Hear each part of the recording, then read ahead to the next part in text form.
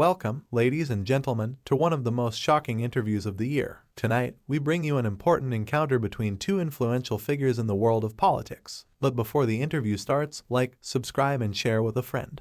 So you are, of course, being dismissed as a vaccine nut, but watching your announcement today, it wasn't about pharma even so much as it was about America's place in the world and what do we do about it. If you wouldn't mind summarizing for our viewers where you think we are and what you think we ought to do. Well, I gave a long speech, Tucker, and thank you again for having me on. Of course. And for that very kind of an introduction.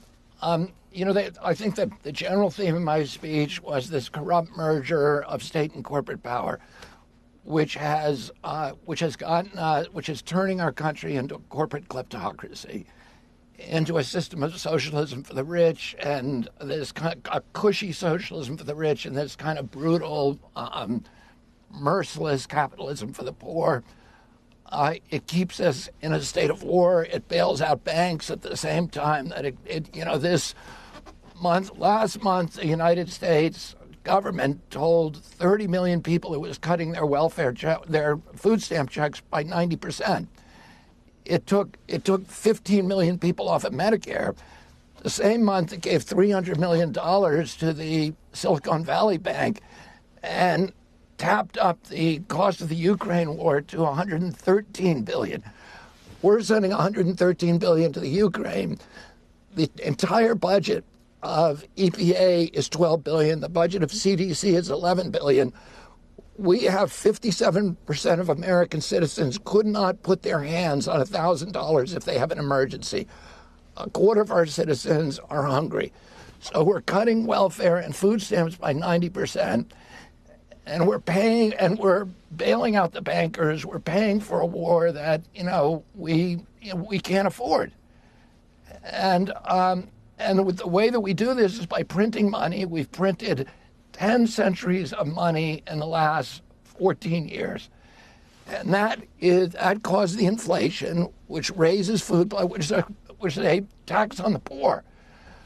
Oh, we've raised food prices for basic foods like chicken, dairy, and milk by 76% in the last 2 years. And now we're cutting people's food stamps and bailing out banks the same month. It doesn't make any sense. And we need to get rid of this kind of corporate control of our government. It comes from our democracy is devolving into kind of a corporate plutocracy. I would think that what you just said, and I'll just be honest, I agree with most of it. But even if I didn't, I would think, boy, that's a really interesting thing to say. You have a coherent worldview. You've written a lot of books on these topics. You've clearly thought about it. You're not in it for the money. So don't these issues deserve a wide hearing before the public entering a presidential year? It seems to me that they do. I would think they would, and particularly the issues of war. And, my son went over and fought in the Ukraine. As I said today, I think people, the major doyens, sort of diplomatic, the most respected diplomatic gurus like Henry Kissinger and Jack Matlock and Larry Wilkinson have all said the Ukraine war is a huge problem for our country because from a geopolitical standpoint, it's driving the Russians close to the Chinese, which is the worst thing for us. But we're there for the right reasons because we have tremendous compassion for the Ukrainian people and the illegal invasion, the brutality, and also their valor and their courage. My own son was serving over there. He joined a special forces unit as a machine gunner. He fought in the Kharkiv offensive. Americans care about the underdog. They care about that kind of suffering. But the question is, why are we in the Ukraine? Because Lloyd Austin, the Secretary of Defense, said that we're there to exhaust the Russians.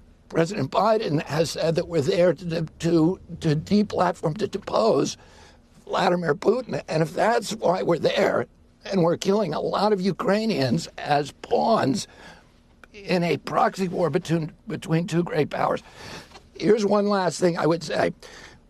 Nobody talks about this. There's 14,000 Ukrainian civilians who have died, but 300,000 troops. The Russians are killing Ukrainians at a 7-to-1 to 8-to-1 ratio. They cannot sustain this. What we're being told about this war is just not true. No, it's not true.